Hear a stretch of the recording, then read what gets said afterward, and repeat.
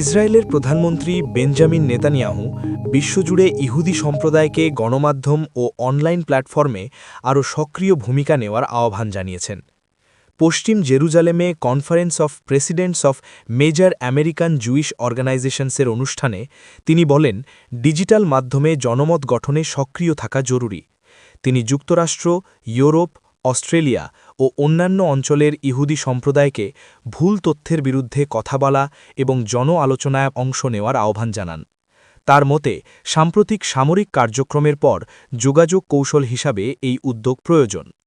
বিশ্লেষকরা বলছেন, সমন্বিত প্রচারণার আহ্বান অনলাইনে বিভাজন বা ভুল তথ্যের ঝুঁকি বাড়াতে পারে। অন্যদিকে সমর্থকরা বলছেন, এটি পক্ষপাতদুষ্ট প্রচারের প্রতিক্রিয়া। নেতানিয়াহু কোনো নির্দিষ্ট নীতিগত পদক্ষেপ ঘোষণা করেননি, তবে বৈশ্বিক গণমাধ্যম আলোচনায় সম্প্রদায় ভিত্তিক অংশগ্রহণের গুরুত্ব তুলে ধরেন। আপনি কি মনে করেন, ডিজিটাল দুনিয়ায় কি আগামীর আসল যুদ্ধক্ষেত্র? আপনার মতামত কমেন্টে জানান।